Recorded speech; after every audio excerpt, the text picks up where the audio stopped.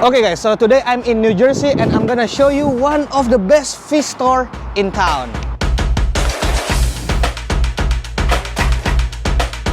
Okay guys, so today I'm in Global Fish Co. Yeah, Global Fish right? Co. And yeah. I'm with Ryan, and Ryan will show us around what fish they have in this store. And sure. This is like one of the best fish store in town, bro. I mean, like, Thank you. I had a chance to look around this place just for a quick moment, and I was just surprised already.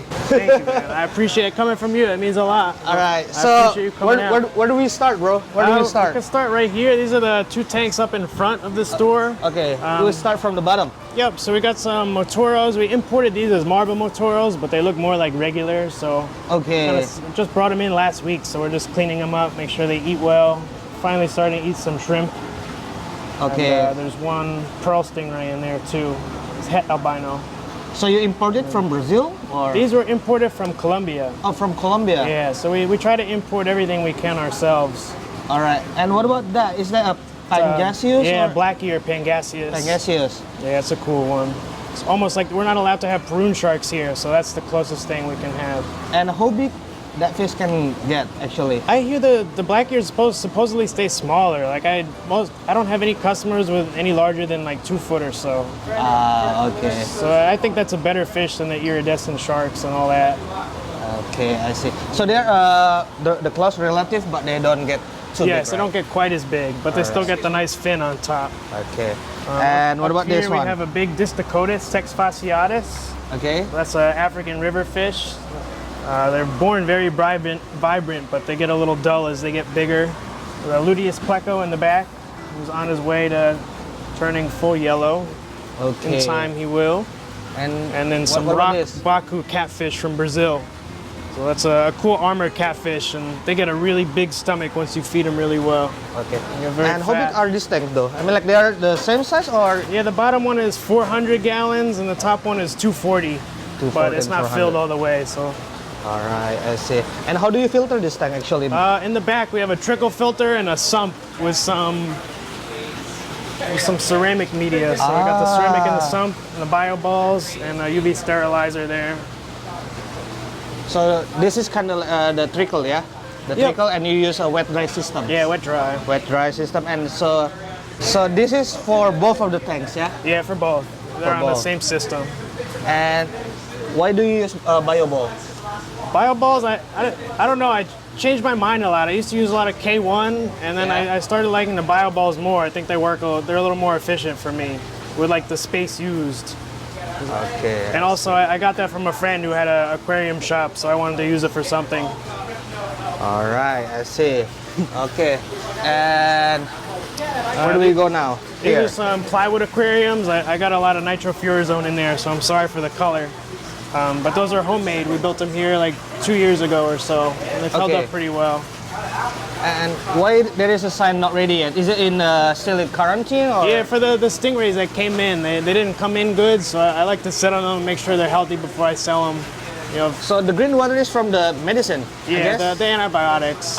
Okay, I see. Yeah, Nitrofurazone, or it's the same as that white crane stuff. I have a lot of friends in Asia use that. The same active ingredient. Okay. And those are from Colombia as well? Those are from Thailand. We have a farm in Thailand, so those we bred okay. ourselves and imported here. There's some albino pearls and het albino pearls. Okay. Like I said, they came in rough shape, so I'm sorry for their condition, but sometimes you just gotta deal with it. But I think what's in there is gonna do okay. We just need a little more time. And what about the fish up here? There's a platinum alligator gar in the back there. I think he's a little upset with the color of the water, so he's being a little shy. And for the platinum alligator gar, how much does it cost, actually?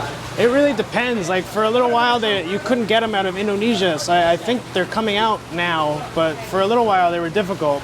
But it depends. Normally for a baby, like at least 1,000 to 1,200 US. Oh, And then for as maybe they get like bigger- 6-7 inch? Probably more like 8 to 10. You don't see too many that small here. Okay. Yeah, normally they're a little bigger. I guess people like to grow them out to make sure the quality is what they want before they sell them. And what about the albino pearl stingrays? Yeah, the albino How pearls. much do they cost nowadays? Those, like for a male, maybe 600 to 700, and then females are a little more. But for that, it depends on quality. Yep. So you can get some that are maybe 500, but they're gonna grow up and not look great. Like they won't have too much contrast. Okay. And what about the filtration for these two tanks? That one, it's a fluidized bed, the K1 system. And It's in the bag. Well, honestly, this plant does a lot of filtration too. The pothos plant. Okay. So that handles a lot of the nitrates. And then if you look in the back here,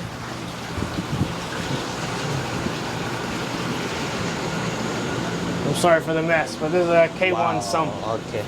So this is kind of like an overhead filter, quiet. Yeah. As a overhead and some filter. It is. It's So a little it's a small, gravity but- fed, yeah? Yep. And So- it's on a drip system. Okay. So this sump filter both of the tanks in front. Yep. Yeah, the top tank goes into the top tank and then drains into the bottom tank and then back up into the sump. Ah, I see. So the front, the tanks that we see here, they're they're basically one entire system then. Yep. Yeah, it's all central. That's why the color is in both, even though I only need it for them. So from the sump filter there, it goes here, and then the Yep, water goes to down those there, pipes. and then it gets pumped Exactly. back there. And I'm doing a Okay. big water change now to clear it out of the So this color. is literally the dirtiest water Yes, right now. from the entire system. Gotcha.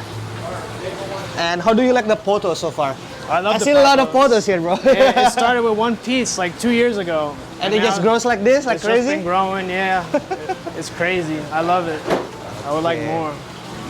All right. What about this? What about this tank? Oh, this tank right now, there's a big clown knife in there. I'm sure you know that one. Yeah. Okay. A little sick right now with the cloudy eyes, but I got that one from a customer. And I see you are using this overhead filter as a small Yeah, tank that as one. well. Yep, I got that just used from a customer, and then I put it up top. So there's a pump in there that feeds that top tank, and then it drains back in. But the only filtration are those sponge filters Oh, and the big water okay. changes. So this tank is just like relying on the. Yeah, just sponges. Like most of the store is just sponges. I don't really have too many systems. Why, bro? I mean, like, is there enough bio? I do big water Media, changes. oh. It's not like long term, but I don't have the fish too long, so I do very big water changes 1 to 2 times a week. And then also all the tanks get fresh water twice a day with an automatic system. So the tanks are all individual with sponges, and then every day at 9 a.m. and 5 p.m. I have fresh water that goes into them, and then it goes down the drain. So There is no need to use a fancy biomediators. You don't have to. It's better, but I'm not in this case. Eventually, I probably will switch everything over to more intense filtration, but not at this time. Like the sponges are enough for me normally. Okay.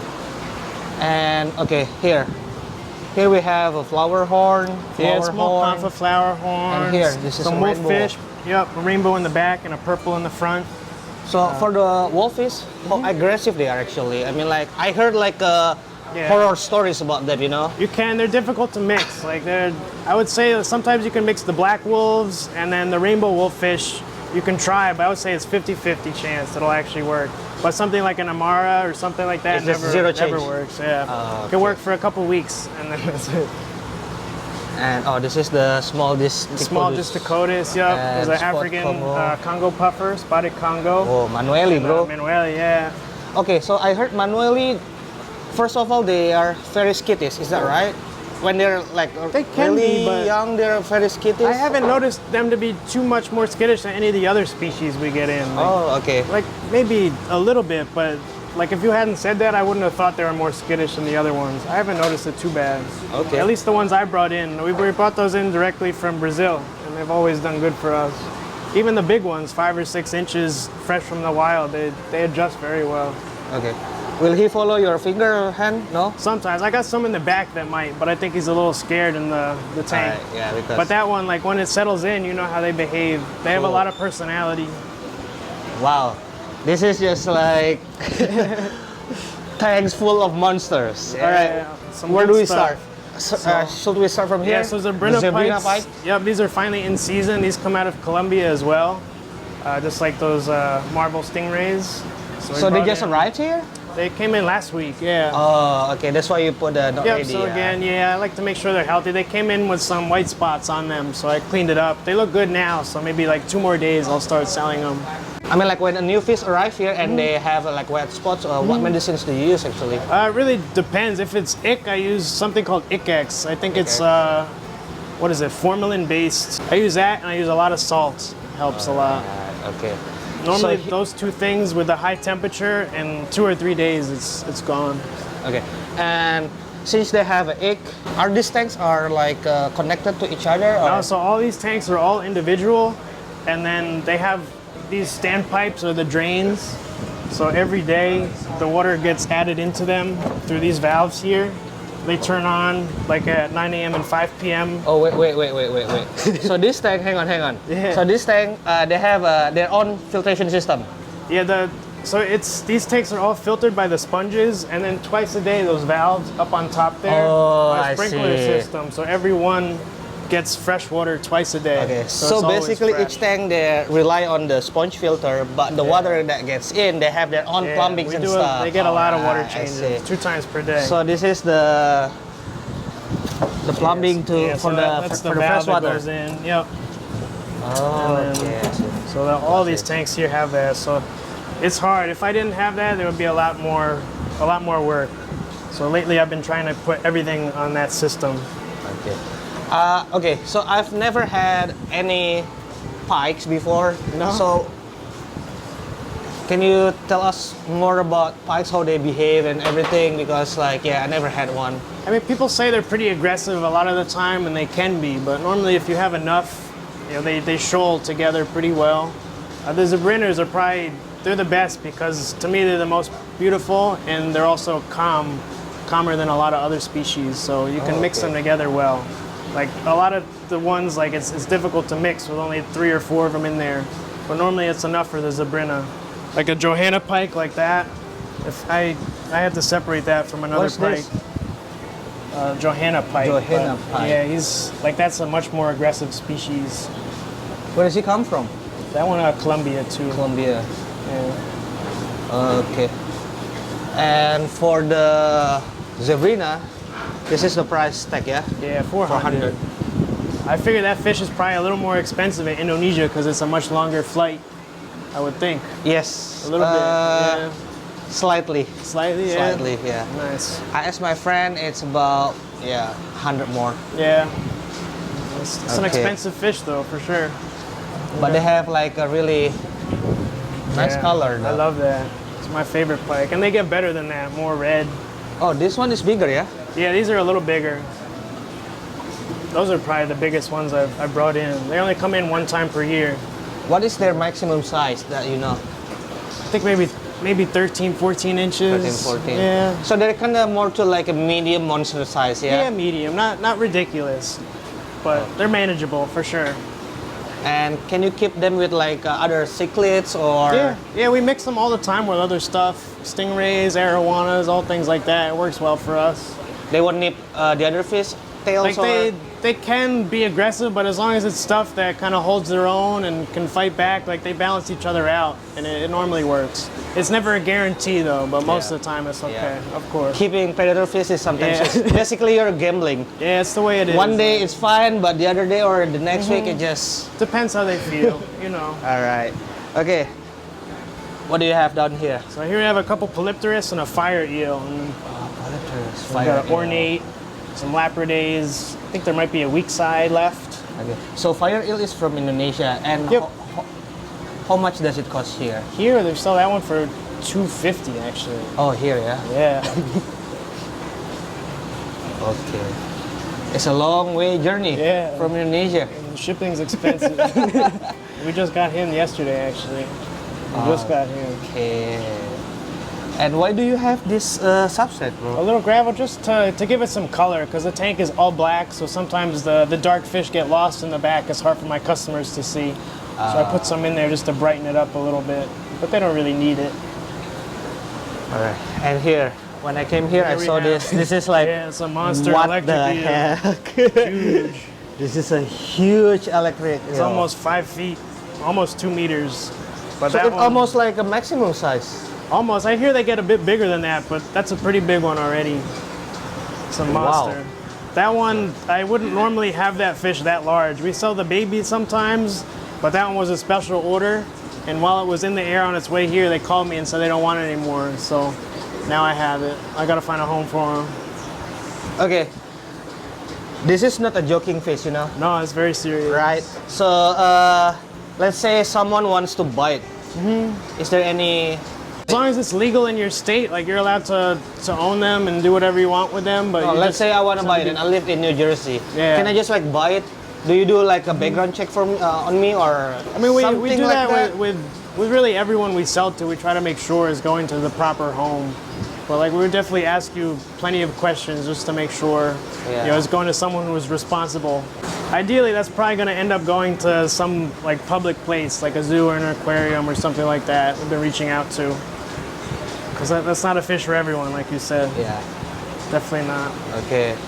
And wow, Barramundi. Barramundi, yeah. I saw plenty of those in Indonesia when I went. Is this full fresh water or? Yeah, full fresh. Full fresh, yeah. Yeah, they're farmed here for food, actually. Yes. It's considered delicacy in Indonesia. Is it? Yeah. Nice. This guy can go crazy, bro. Yeah. They're like really, they're the beast. They're fun. They're fun to raise, definitely. Okay. And here, what do you have here, bro? A couple different Geophagus. These we raised in the back since they were little babies. Those are Ultifrons. And a couple upside down catfish. The Wait, Synodontis. Is that how they swim? Yeah. Yeah, there's a couple species of Synodontis catfish that stay upside down. And they call them upside down cats. What? Like they'll right themselves over when it's time to feed and stuff, but they spend most of their time like that. Huh. It's unique. Okay, here. Here we have one more pike. This is a spotted pike, lenticulata or freckle face. Another Colombian fish. All right.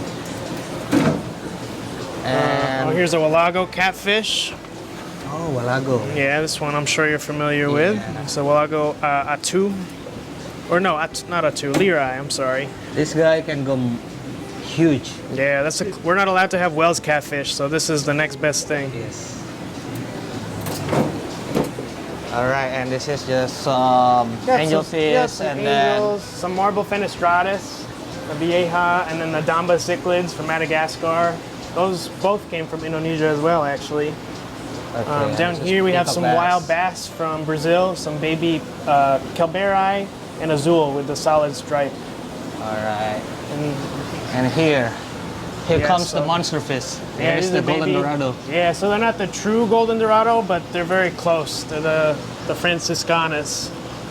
So they'll still get that same color, but it's not the true golden. Yeah, the one that we're actually looking is the Braziliensis, right? Yeah, the Braziliensis. Yeah. That one's so hard to find, though. I mean, like, do you know how to distinguish between those two, the Honestly, Franciscanus? I don't know if I do. Like, I'd have to see them both side by side. It's difficult. Or then, by comparing both side by side, then you can tell. You can tell, but I think it's hard when they're babies because they come in with no color at all, and you gotta sit on them and raise them up. Because I get those as the Braziliensis, but they're never actually that. But they're always labeled that way. All right. And here, Caribou. Yeah, Caribe. I don't know if we sold the red dova. I'm sorry. So here's some more Indonesian fish for you. The Xanthic Eel. And then we have some. And I think I saw a baby Arapaima here, bro. Yeah, there is one Arapaima hiding in here. Yeah. There we There go. it is. There. It's cute at that size. Not as big Cute as yours.